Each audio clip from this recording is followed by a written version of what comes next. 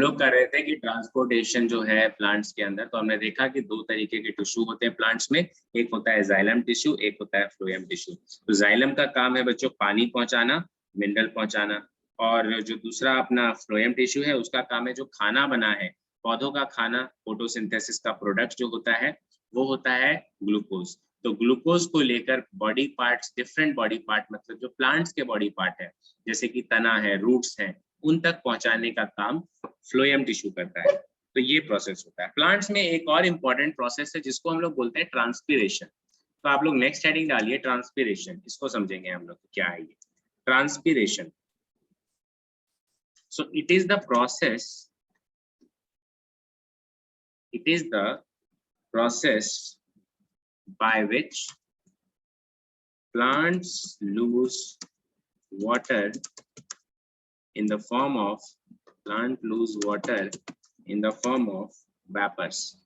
Vapours की form में lose करता है, ठीक है। पौधे के अंदर से वेपर के फॉर्म में लूज होता है। आपने 9th में स्टोमेटा के बारे में पढ़ा है, मैं थोड़ा सा उसके बारे में दोबारा, स्टोमेटा के बारे में आई थिंक मैंने एक बार डिस्कस किया था, आप लोगों को डायग्राम भी दिखाया था कि कैसे होता है। मैं एक बार फिर से बात करता हूँ उसकी, कि पौधे के पास देखो बहुत जरूरी चीज है आपको समझने के लिए। देखो आप लोगों के घर में बच्चों एसी है, कूलर है।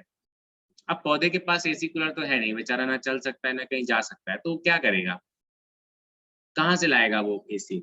तो इसलिए क्या होता है कि उसको अपना टेम्परेचर तो मेंटेन रखना है ना। सोचो दिन रात भर वो धूप में खड़ा है बेचारा, तो क्या करता है पानी को धीरे धीरे, ये पानी यहाँ से इवेपोरेट होता है, ऊपर जाता है। प्लांट के अंदर से वाटर जो है वो ऊपर की तरफ वेपोरेट होता है। अच्छा ये कहाँ से वेपोरेट होता है, तो प्लांट के पत्तों में, पत्तों के अंदर छोटे छोटे छेद होते हैं, होल्स होते हैं। अब ये होल्स क्या है, इन्हें कहा जाता है स्टोमेटा। ये हमने डिस्कस किया था, आप लोग पिछली वीडियो देखना, यूट्यूब पे मैंने उसको अपलोड कर दिया था, उसमें पिछली से पिछली वाली क्लास में। तो उसमें हमने स्टोमेटा को डिस्कस किया है कि स्टोमेटा का जो शेप होता है वो इस टाइप से राजमा की तरह होता है, राजमा के किडनी बीन्स की तरह आपको दिखाई देगा, ऐसा होता है। तो इस बीच से ऑक्सीजन जो है आउट जाता है, मतलब बाहर की तरफ जाता है ऑक्सीजन, और यहीं से CO2 जो है इनलेट होता है प्लांट्स के अंदर। CO2 यहाँ से अंदर आता है, तभी पत्ते जो है खाना बना पाते हैं, पत्ते खाना बना पाते हैं। तो ये गैसेस को एक्सचेंज करता है। रात के समय क्या होता है कि ये जो स्टोमेटा है ना, ये अपना रास्ता बंद कर देता है, मतलब यहाँ पे बीच में गैप नहीं बचता, ये बंद हो जाता है। तो अगर एक बार ये बंद हो गया, ये बंद क्यों हुआ, तो इसके बंद होने का रीजन ये होता है बच्चों कि ये वेपरेट होने नहीं देगा। अब दिन भर क्या है, देखो मटके का पानी ठंडा होता है, सेम रीजन की वजह से क्या है, मटके का पानी ठंडा होने का रीजन है कि जब उसमें पानी रखा होता है तो वो वेपर बन जाता है। पानी जैसे ही वेपोरेट होता है ऊपर की तरफ, तो नीचे कूलिंग इफेक्ट क्रिएट करता है, पानी नीचे ठंडा हो जाता है। याद रखना, जब भी कोई पानी या जब भी कोई चीज वेपर बन के ऊपर उठती है तो वो उस चीज को ठंडा कर देती है, यानी कि मटके का पानी ठंडा हो जाता है। सेम प्रोसेस प्लांट में है। प्लांट जब पानी को इवेपोरेट करता है तो प्लांट जो है वो कूल हो जाता है, मतलब प्लांट बेचारा जो गर्मी में खड़ा था उसके लिए एसी का काम कौन सा प्रोसेस करता है, तो ट्रांसपीरेशन करता है। मतलब मैं ट्रांसपीरेशन के बारे में एक बात और बोल सकता हूँ कि ट्रांसपीरेशन जो है वो मेंटेन रखता है इसके टेम्परेचर को। Transpiration maintains the temperature of plants. तो प्लांट्स के टेम्परेचर को मेंटेन रखता है। इट्स लाइक एन एसी, आप लोग याद रखना एसी की तरह काम करता है, ठीक है। तो पानी जितने जैसे इवेपोरेट होगा ठंडक लगेगा। तुम लोगों ने गर्मियों में इस चीज को महसूस किया होगा, कभी आपके पसीना निकला हो और आप अचानक से क्या करो, कुछ पंखा चला लो, तब देखो बहुत ज्यादा ठंड लगती है। उसका रीजन क्या है कि जो पसीना था ना वो इवेपोरेट होता है, हवा की वजह से इवेपोरेट होगा, तो आपकी बॉडी में कूलिंग इफेक्ट होगा, आपको ठंडक महसूस होगा। तो सेम प्लांट्स के साथ होता है ट्रांसपीरेशन प्रोसेस में। तो मैं यहाँ पे लिख रहा हूँ आगे कि ट्रांसपीरेशन का रोल क्या है, आप हेडिंग लिख दीजिए, role of transpiration. So transpiration का जो रोल है हम वो लिखेंगे। तो पहला पॉइंट इसके अंदर जो है, the first point is absorption. एक मिनट स्पेलिंग में गड़बड़ी है, रुक जाना। Absorption and upward movement of water and minerals, upward movement of water and minerals by creating pull। पुल का मतलब खींचना, ऊपर की तरफ ये पानी को खींचता है, अपवर्ड खींचता है और एब्जॉर्ब करता है ऊपर की तरफ। तो ये पानी को ऊपर खींचता है, हमने देख लिया है, ऊपर खींच के इवेपोरेट कर देता है, वेपर बना देता है सन के प्रेजेंस में। दूसरा पॉइंट क्या है, तो वही जो मैंने टेम्परेचर की बात की, इट हेल्प्स इन, मैं दोबारा वही पॉइंट लिख रहा हूँ, it helps in temperature regulation, temperature regulation in plant. तो टेम्परेचर को रेगुलेट करता है, गर्मियों में ठंडक और ठंडक के दिनों में गर्मी मतलब बना के रखता है पौधों के अंदर। तो याद रखें, एक तरीके से ये प्लांट का एसी है, बेचारा एसी अफोर्ड कर नहीं सकता, कहाँ से खरीदेगा, पैसा थोड़ी है प्लांट के पास, नहीं चल थोड़ी सकता है। सो इसीलिए उसने, भगवान ने उसको एसी दे रखी है कि वो ट्रांसपिरेशन कर सकता है और इससे अपना जो है बच्चों, इस चीज से अपने जो है अपने टेम्परेचर को मेंटेन रख सकता है, अपने को कूल रख सकता है, ठंडा रख सकता है। डन, इतना हो गया है। तो इसके बाद मैं अगला टॉपिक लिखवा रहा हूँ, हम अगले टॉपिक की तरफ मूव, दैट इज ट्रांसपिरेशन।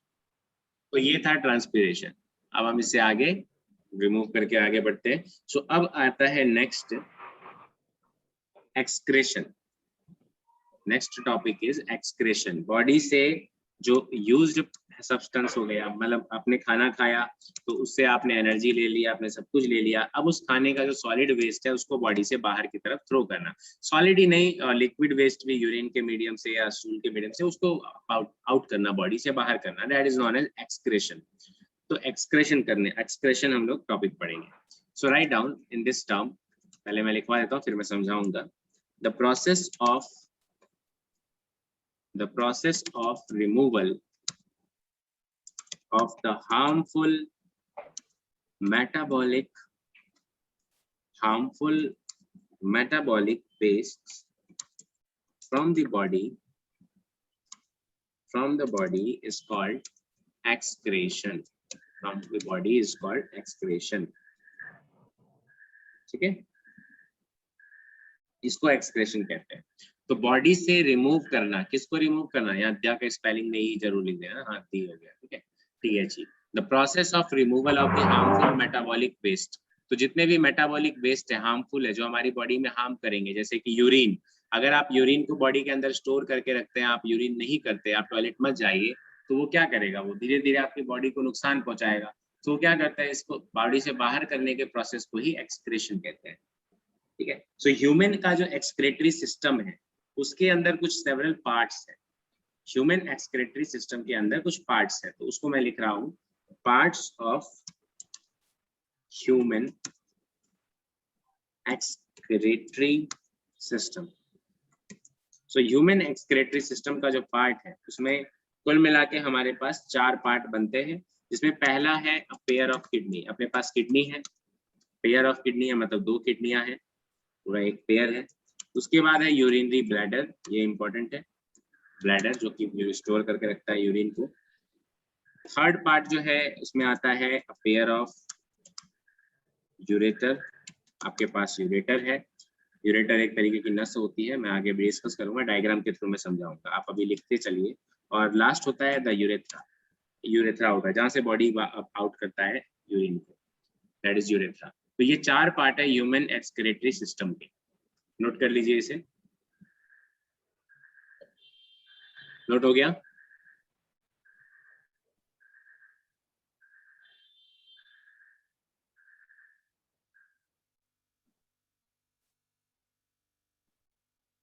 ठीक है, तो देखो हम आगे इसमें देखते हैं डायग्राम जो है ह्यूमन बॉडी में एक्सक्रेटरी सिस्टम का, तो वो आप बुक में देखेंगे। इसके बाद नेक्स्ट टॉपिक है एक्सक्रेटरी सिस्टम, यहाँ पे।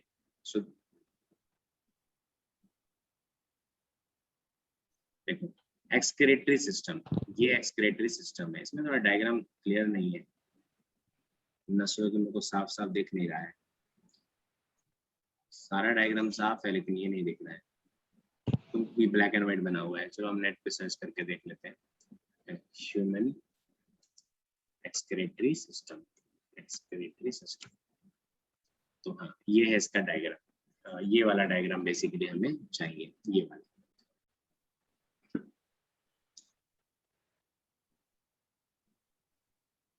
देखो इस डायग्राम को ध्यान से देखना, अभी मैंने जो जो पार्ट डिस्कस किया है इसमें वो सारे पार्ट्स हैं, सबसे पहले मैंने डिस्कस किया कि हमारे पास एक पेयर ऑफ किडनी होती है।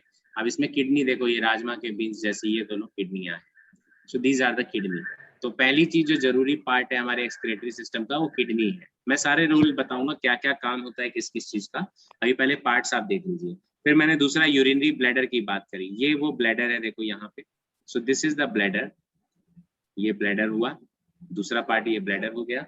तीसरा पार्ट हमने कहा यूरेटर। देखो यूरेटर होती है ये वाली नस जो ये यूरिन को नीचे लेके आएगा। तो ये वाली नस हो गई, ये पाइपलाइन हो गई, तो ये पाइपलाइन हो गई यूरेटर। और चौथी चीज दैट इज यूरेथ्रा, जहां से बॉडी में से यूरिन आप आउट करेंगे, टॉयलेट करेंगे। तो ये पार्ट, ये पोर्शन वो हो गया यूरेटर।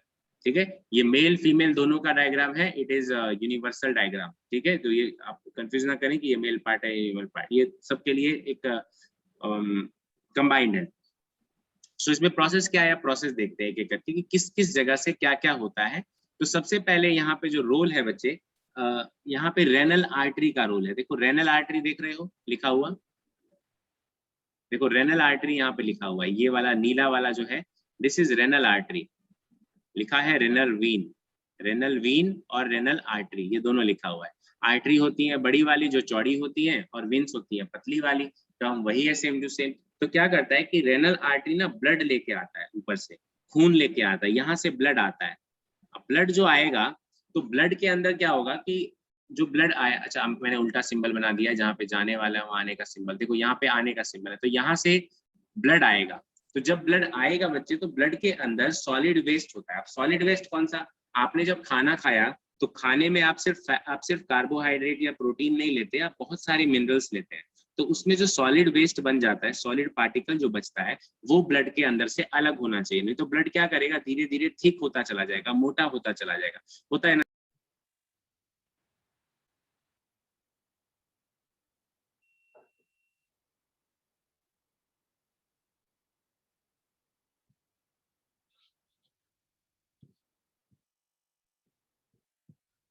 पूजा मेरी आवाज आ रही है? हाँ जी भैया आ रही है। ठीक है। सो यहाँ देखो, मैंने जो जो बोला वो समझ में आया। अभी जो मैंने बोला था ब्लड के बारे में, ब्लड कहाँ से आ रहा है, ये आवाज नहीं आई मेरी वो वाली। मुझे लगा बीच में शायद कोई गड़बड़ हुआ है, कुछ कट गया था आवाज। मेरी आवाज आई थी जो हाँ मैंने जी बोला? भैया, भैया अभी बीच में नहीं आई थी आपकी आवाज।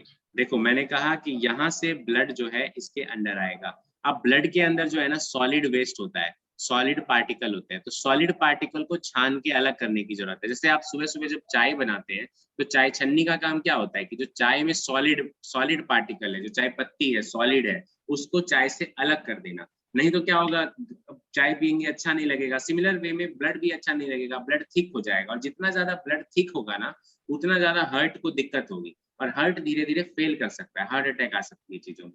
तो इस कारण से ब्लड में से सॉलिड वेस्ट को निकालना जरूरी है।